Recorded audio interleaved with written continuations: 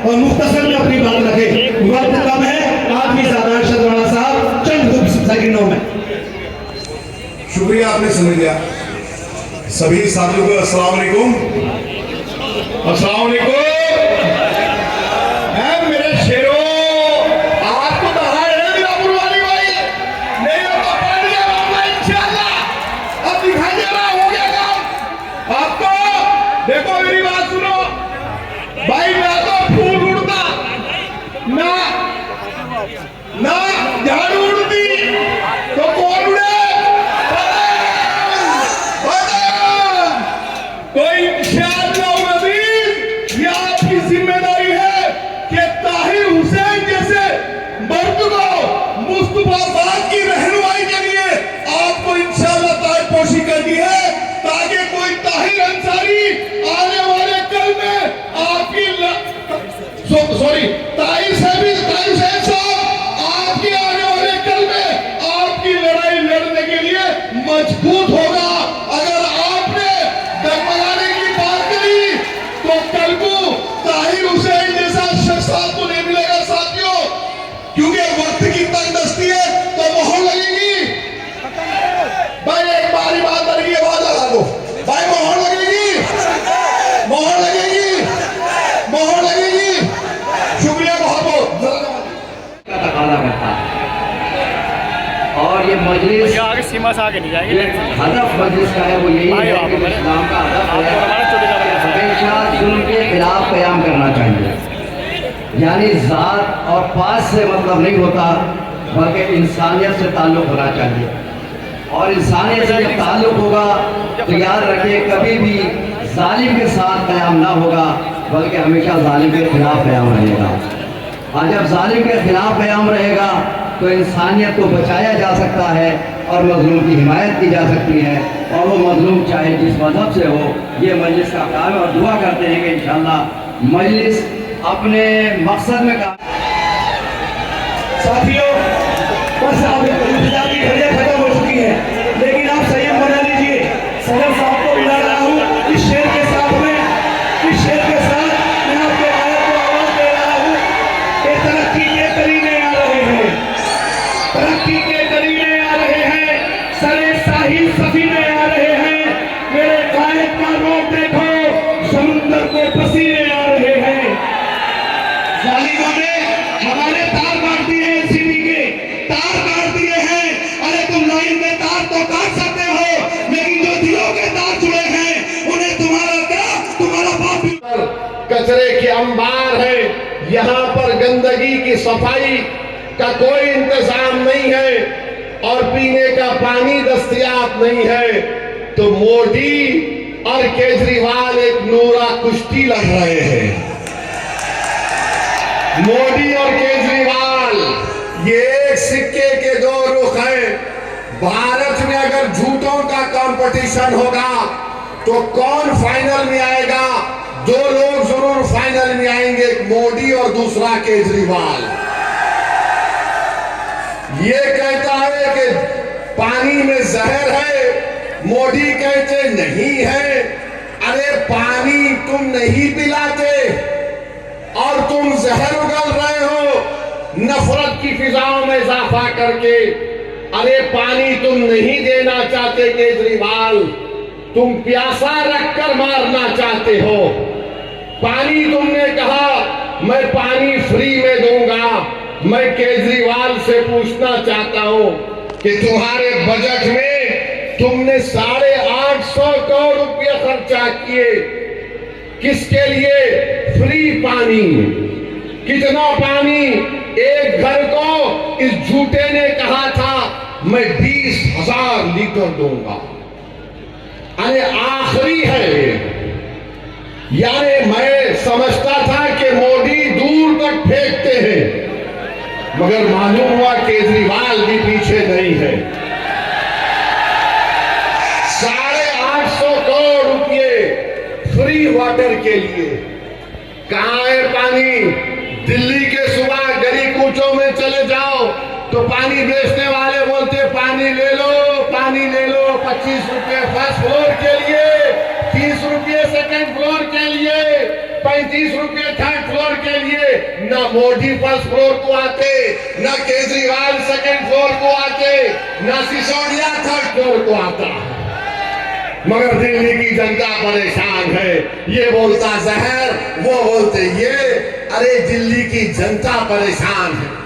मैं केजरीवाल को चैलेंज कर रहा हूं कि तुम बड़ा बोलते ना, मैं दिल्ली में ये कर दिया।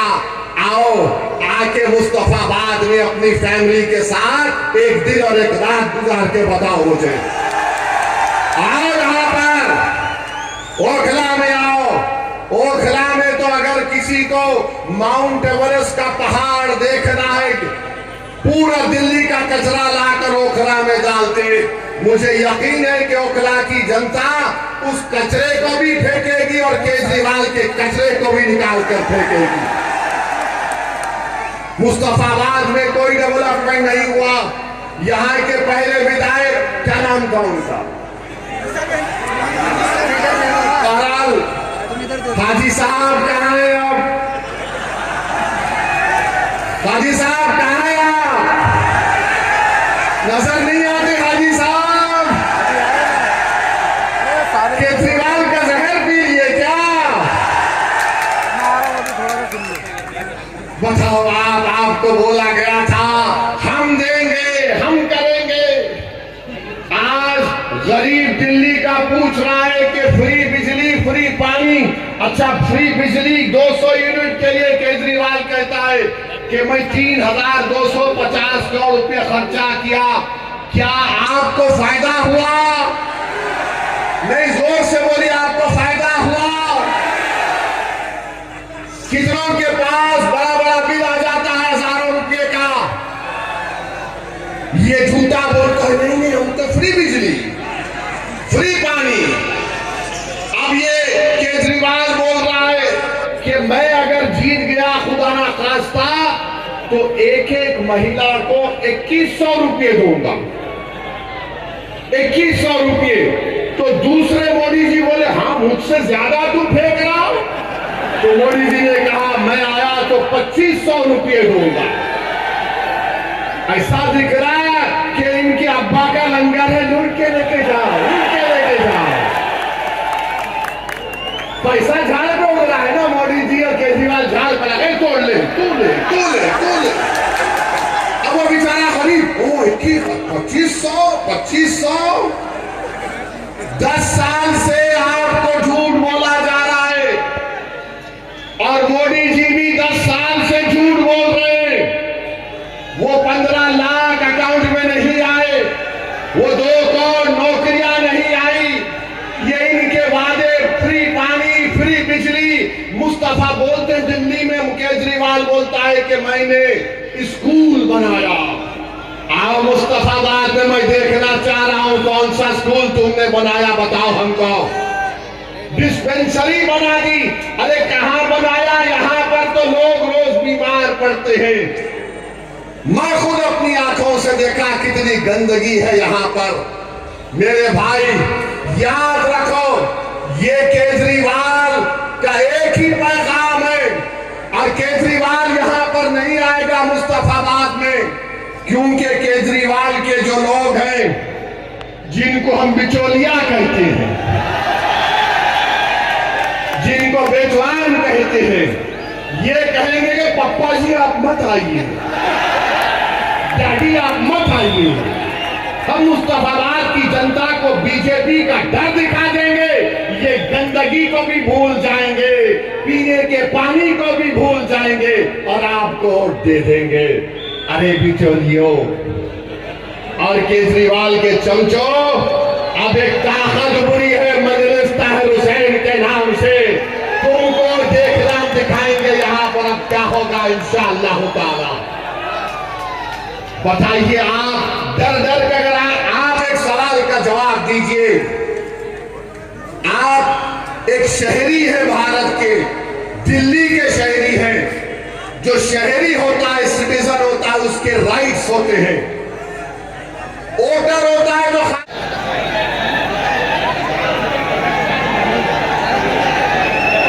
बिस्मिल्लाहिर्रहमानिर्रहीम। अस्सलामु अलैकुम व रहमतुल्लाहि व बरकातहू। मौजूद हाज़रीन-ए-किराम, कौम और मिलत, मेरी इज़्ज़तदार माँ और बहनों, गयूर नौजवान साथियों, शहनशीन पर तशरीफ़ फरमा जनाब दीनू चौधरी साहब, क़िबला मोहम्मद रज़ा ज़ैदी साहब जो इमाम जुमा हैं, सिया मस्जिद के सलीम सैफ़ी साहब टावर वाले, सलीम सैफ़ी पेंची वाले, अब्दुल करीम चचा साहब, हाजी वहीद कुरैशी साहब, नसीम चौधरी साहब, शौकीन प्रधान जी, फ़हीम कुरैशी, इकराम सैफ़ी नेताजी, इमरान सैफ़ी, तौहीद सैफ़ी, रहीमुद्दीन सैफ़ी, गुलजार सैफ़ी, हसीन सैफ़ी, जुनैद सलाम साहब, सुहेल सिद्दीकी, ज़ियाउद्दीन सैफ़ी साहब, सोनू सैफ़ी साहब, आरिफ मलिक साहब, वसीम अंसारी साहब, डॉक्टर रियाज सैफ़ी साहब, शावेद सैफ़ी साहब, हाजी अनीस सैफ़ी साहब, अब्दुल्ला कुरैशी साहब, हाजी सलीम सिद्दीकी साहब, सगीर सिद्दीकी साहब, हाजी रियाजुद्दीन सैफ़ी साहब, सलाहुद्दीन सैफ़ी साहब, समीरुद्दीन सैफ़ी साहब, इकराम सैफ़ी साहब, अब्दुल करीम साहब, जनाब शोएब जामाई साहब, दिल्ली प्रदेश के मजलिस इत्तेहादुल मुस्लिमीन के सदर जनाब शौकत अली साहब, उत्तर प्रदेश के मजलिस इत्तेहादुल मुस्लिमीन के सदर शादाब साहब, सैयद अतीफ़ साहब जो मुंबई से तशरीफ़ लाए हैं, महाराष्ट्र के मजलिस इत्तेहादुल मुस्लिमीन के जनरल सेक्रेटरी सईद साहब, फ़खरुद्दीन अंसारी साहब, मोहतरम अज़ीज़ान मिल्लत, मैं आप तमाम का शुक्रगुज़ार हूँ कि आपने अपना कीमती वक्त निकाल कर आज जनाब ताहिर हुसैन साहब के इस इंतखाबी जलसे और रैली में आपने शिरकत की। मेरे अजीज़ दोस्तों और बुज़ुर्गों, आज दोपहर के वक्त मुझे आना था, पैदल दौरा पदयात्रा करना था, मगर किसी वजह की बुनियाद से मैं यहाँ पर देर से पहुँचा, मगर अल्हम्दुलिल्लाह आज जनाब ताहिर हुसैन साहब से मेरी मुलाकात हुई, बड़ा अच्छा लगा और मुझे इस बात का इत्मीनान भी हुआ कि आज भी उनके हौसले बुलंद हैं, उनके हौसले पस्त नहीं हुए हैं और वो एक तरफ अपने दिल में लेकर आए हैं कि वो मुस्तफ़ाबाद की जनता की खिदमत करना चाहती हैं, वो मुस्तफ़ाबाद में अमन को मजबूत करना चाहती हैं और इतने लंबे अरसे के बाद ताहिर हुसैन साहब 5 साल के लंबे अरसे के बाद आपके दरमियान में मुस्तफ़ाबाद के गयूर बुज़ुर्गों के दरमियान में आए हैं, अपने घर को गए हैं और मुझे यकीन है कि आप लोग एक मज़लूम का साथ देंगे। मेरे अजीज़ दोस्तों और बुज़ुर्गों,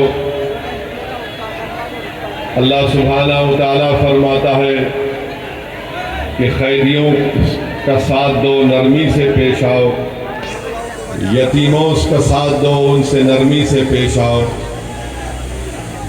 मेरे अजीज़ दोस्तों और बुज़ुर्गों, आज मैं आपसे ये गुजारिश करने आया हूँ कि एक शख्स 5 साल से जेल में है और मुझे यकीन है कि अल्लाह उनसे इंसाफ करेगा, मुझे यकीन है कि अदालत उनसे इंसाफ करेगी।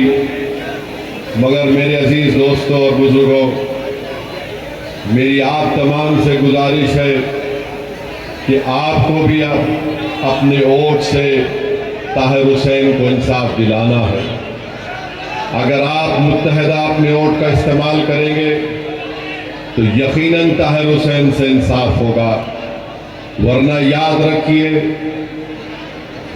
अगर कोई ये समझ रहा है कि ताहिर हुसैन 5 साल के बाद जेल से निकला है और मुखालिफीन ताहिर हुसैन ये कह रहे हैं कि ताहिर हुसैन के पास जितनी दौलत हमारे पास है उसके पास नहीं है, मुखालिफीन जो ताहिर हुसैन की कामयाबी को रोकने के लिए ये बात कह रहे हैं, तो मैं आपको ये पैगाम देना चाहता हूं कि अगर आज ताहिर हुसैन नहीं जीतेगा तो कल कोई नौजवान अपना सीना तान कर आगे आकर आपकी इज्जतों की हिफाजत नहीं कर पाएगा।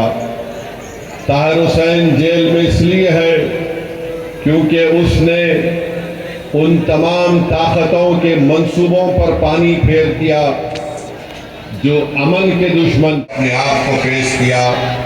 तो मेरे अजीज दोस्तों और बुजुर्गों, ये इलेक्शन तो सिर्फ 3-4 दिन में खत्म हो जाएगा, मगर याद रखिए उन लोगों को कामयाब होने मत दीजिए जो मंसूबे बनाते हैं आपको तबाह व बर्बाद करने के लिए। आप उस पार्टी को अपना वोट मत दीजिए जिसने अपने ही पार्टी के एक शख्स पर जब जेल में डाला गया तो उससे अपना गिरबान छुड़ा दिया। आप उस पार्टी के उम्मीदवार को वोट मत दीजिए जो ताहिर हुसैन को दंगाई कहते हैं, जो शिफा को दंगाई कहती हैं और ये कहती है कि इनको वोट मत दो क्योंकि ये जेल से आए हैं।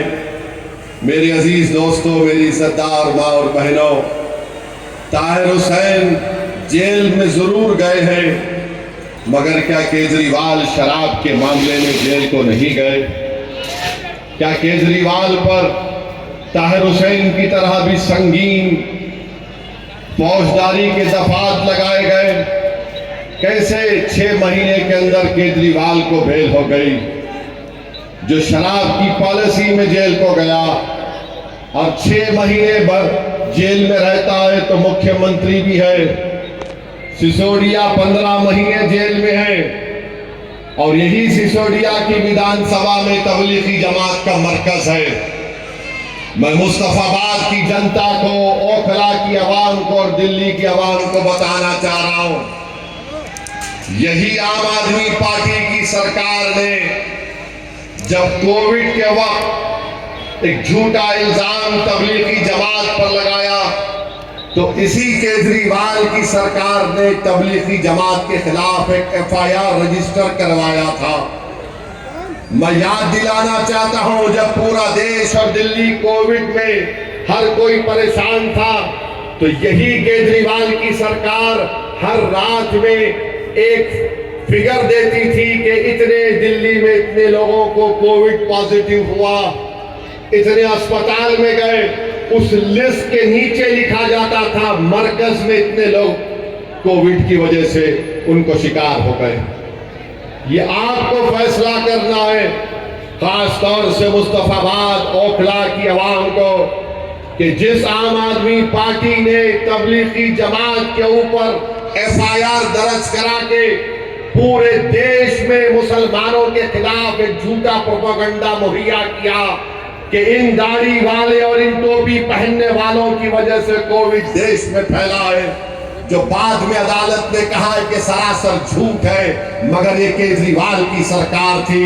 जब 5 तारीख को वोट डालने जाएंगे तो याद रखो, जिसने तुम्हारे खिलाफ नफरत की दीवार और आंधी को खड़ा किया, क्या तुम उसको वोट दोगे जो इल्जाम झूठा साबित हुआ? मैं जानता हूं कितना जुल्म हुआ, मैं जानता हूं कि कितने लोग मरकज में फंसे हुए थे। मेरे ही हैदराबाद से कई लोग यहां पर फंसे हुए थे। किस तरह से उनको अज़ियतें दी गई, किस तरह से उनको परेशान किया गया। उनके साथ उनके घर वाले थे, उनकी बेटी और बीवी थी। किस तरह उनको ताने मारे जाते थे, किस तरह उनको गालियां दी जाती थी।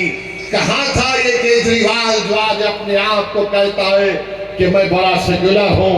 मेरे अजीज दोस्तों और बुजुर्गों, इन बात को याद रखिए कि इस शख्स और उसकी पार्टी और हुकूमत की तरफ से पूरे मुल्क में अगर सबसे पहले इल्जाम किसी ने लगाया तो इस केजरीवाल ने FIR दर्ज करवाया।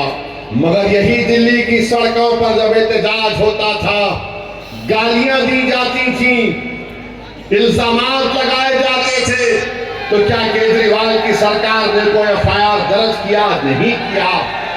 तो मेरे अजीज दोस्तों और बुजुर्गों, मैं आपको ये भी बताना चाहता हूं कि आज 30 जनवरी है। आज ही के दिन गांधी को गोली मारकर हलाक कर दिया गया था। गांधी को क्यों मारा गया था? क्योंकि गांधी भूख हड़ताल पर बैठे थे। उस वक्त मुसलमानों पर जुल्म हो रहा था।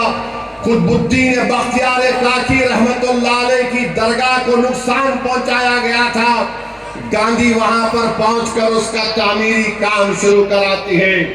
गांधी मुसलमानों पर जुल्म को बंद कराने के लिए, सच्चाई के लिए गांधी ने भूख हड़ताल की थी, तो गोडसे आकर गांधी के सीने में गोली मार देता है। मैं बड़ी इज्जत के साथ कह रहा हूं कि गांधी के मारने की साजिश में जस्टिस कपूर कमीशन की रिपोर्ट ने एक शख्स का नाम लिखा था। आज प्रधानमंत्री उस कॉन्स्पिरेटर के नाम से दिल्ली यूनिवर्सिटी को यूनिवर्सिटी बनाना चाहते हैं। बताओ प्रधानमंत्री, आज आप गांधी के पास तो जाते हैं, समाधि के पास, मगर क्या कपूर कमीशन में कॉन्स्पिरेसी का नाम जिसका लिया गया था, कौन जस्टिस कपूर कमीशन की रिपोर्ट में क्या कहा गया था? मैं तो कहूंगा, अगर वजीर आजम मोदी सच्चाई को जानते और मानते हैं तो हिंदुस्तान का सबसे पहला टेररिस्ट, इस आजाद हिंदुस्तान का सबसे बड़ा कोई टेररिस्ट था तो उसका नाम गोडसे था।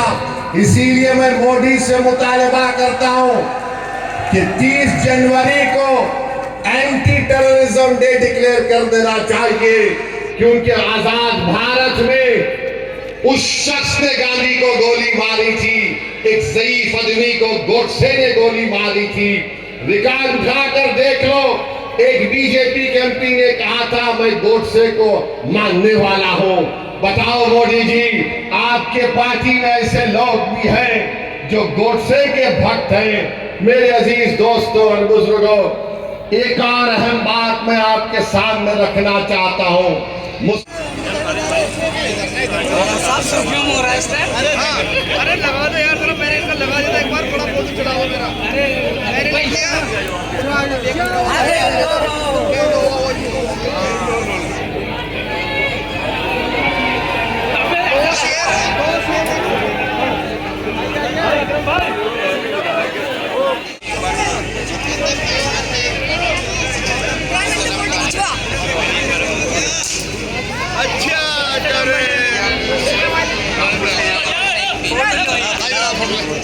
कासिम भाई कहाँ गए?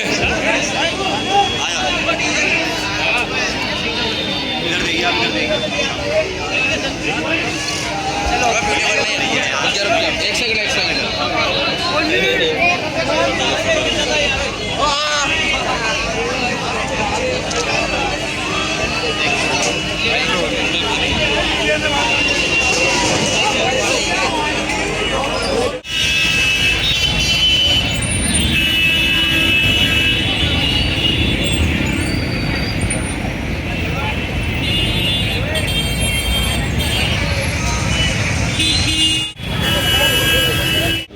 आइए सर।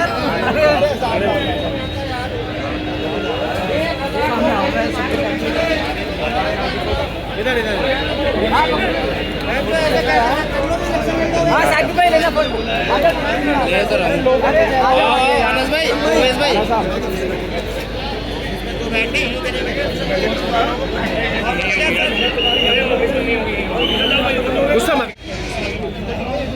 लो साकिब भाई खींचना हमारे फोटो यार।